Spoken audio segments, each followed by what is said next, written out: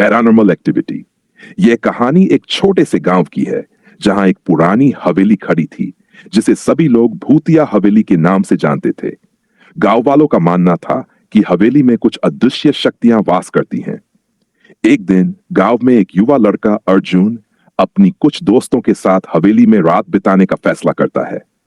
रात का वक्त था और हवेली में घना अंधेरा छाया हुआ था। अर्जुन और उसके दोस्त अंदर गए और जैसे ही उन्होंने दरवाजे को खोला, उन्हें अजीब सी ठंडी हवाओं का एहसास हुआ। अंदर का माहौल पूरी तरह से गैर प्राकृतिक था। अचानक एक खड़खड़ाहट सुनाई दी और सामने एक पुरानी लकड़ी की कुर्सी हिलने लगी। अर्जुन ने अपनी हिम्मत जुटाकर आगे बढ़ने की कोशिश की, लेकिन जैसे जैसे वे अंदर गए, उन्हें दीवारों पर अस्पष्ट छायाएं और सुनसान आवाजें आने लगीं। अचानक एक तेज चीख सुनाई दी और कमरे का तापमान चमत्कारी तरीके से गिरने लगा। अर्जुन के दोस्त डर के मारे कांपने लगे, लेकिन अर्जुन ने सोचा कि यह सब मानसिक प्रभाव हो सकता है। लेकिन जब उन्होंने कमरे के कोने में एक पुराना धूल से ढका हुआ शीशा देखा, तो उसमें एक महिला की परछाई दिखाई दी। वह महिला किसी समय में हवेली में रह चुकी थी और उसकी मृत्यु के बाद वह आत्मा हवेली में फंसी हुई थी। अचानक महिला की आवाज सुनाई दी, यहां से जाओ, यहां कुछ ऐसा है जो तुम नहीं देख सकते। अर्जुन और उसके दोस्त डर के मारे वहां से भाग खड़े हुए। वे अब जानते थे कि हवेली में कुछ जरूर था जो अदृश्य रूप में सक्रिय था। उन्होंने अगले दिन गांव वालों से सुना कि वह महिला आत्मा अपनी मृत्यु के बाद से हवेली में घूमती रहती है और कोई भी उससे सामना करता है, उसकी जिंदगी में खौफनाक घटनाएं घटने लगती हैं। यह घटना अर्जुन और उसके दोस्तों के लिए एक चेतावनी बन गई और वे अब कभी भी उस हवेली के पास नहीं गए। यह कहानी आज भी गांव में सुनाई जाती है और लोग हमेशा उस हवेली से दूर रहते हैं क्योंकि वे जानते हैं कि यहां कुछ ऐसी ताकतें हैं जिन्हें चुनौती देना किसी के बस की बात नहीं। अर्जुन और उसके दोस्तों ने हवेली से बाहर भागते हुए अपना दम छुड़ाया था, लेकिन रात का वो खौफनाक अनुभव उनकी आंखों से ने घर लौटे। वे घर लौटे, लेकिन कुछ था जो उन्हें चैन से सोने नहीं देता था। अर्जुन रात को जब सोने की कोशिश करता तो उसकी आंखों के सामने वही पुरानी कुर्सी और उस महिला की परछाई घूमने लगती। एक रात अर्जुन और उसका एक दोस्त मोहित फिर से हवेली का रहस्य जानने का निर्णय लेते हैं।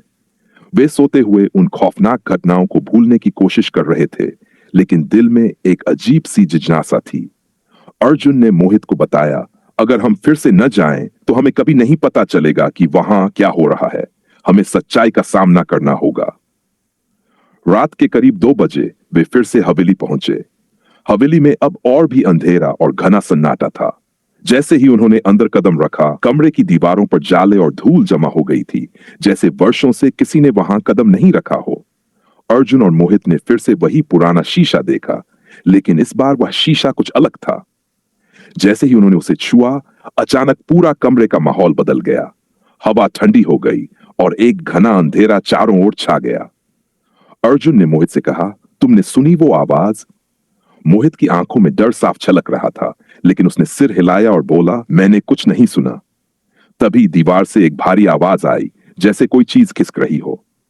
अर्जुन और मोहित ने झिझक कर देखा तो सामने एक पुरानी किताब गिर पड़ी थी। किताब के पन्नों में कुछ लिखा हुआ था, जिसे पढ़ने की कोशिश करते हुए अर्जुन के हाथ कांपने लगे। जैसे ही उसने पहला वाक्य पढ़ा, पूरा कमरा गूंज उठा। जो यहां आएगा वह कभी नहीं लौटेगा। उनकी आत्मा हमेशा के लिए बंधी रहेगी हवेली की दीवारों में। यह पढ़ते ही अचानक कमरा गहरे अंधेरे में डूब गया। अर्जुन और मोहित ने एक दूसरे की तरफ देखा और फिर कुछ ही सेकंड में कमरे के एक कोने से एक सफेद चेहरा उभरा। वो वही महिला थी, लेकिन अब उसका चेहरा विकृत और डरावना था। उसकी आंखें पूरी तरह से काली हो चुकी थीं और उसके बाल बेतहाशा फैले हुए थे। महिला के हाथों में एक पुराना सिक्का था जो उसने अर्जुन की तरफ बढ़ाया।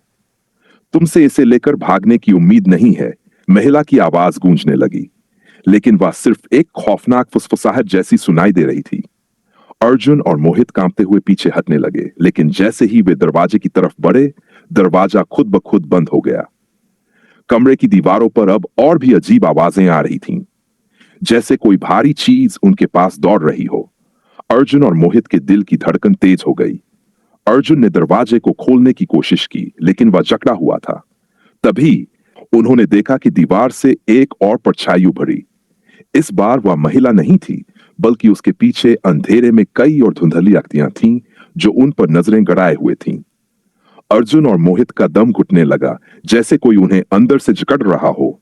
अचानक अर्जुन ने देखा कि एक सीरी सी आवाज उनके कानों में गूंज रही थी, तुमने मुझे नहीं छोड़ा, अब तुम्हारी बारी है। यह कहते ही उस अंधेरे से एक जबरदस्त चीख सुनाई दी और दोनों दोस्त हवा में उछलकर गिर पड़े। जैसे ही वे होश में आए, वे हवेली से बाहर थे, लेकिन उनकी आंखों में वही खौफनाक दृश्य घूम रहे थे। अब दोनों जानते थे कि वे सिर्फ एक हवेली नहीं, बल्कि एक सदी पुरानी कहानी से जुड़े थे, जहां कोई भी जीवित वापस नहीं लौटता था। यह घटना उनके जीवन का वह हिस्सा बन गई थी जिसे वे कभी नहीं भूल सकते थे। हवेली का रहस्य अब भी उस गांव में कई सवालों के जवाब की तरह छोड़ा गया था। अर्जुन और मोहित उस रात के बाद से कभी भी उस गांव में वापस नहीं गए, लेकिन अब उनके दिलों में एक खौफ हमेशा के लिए बस चुका था।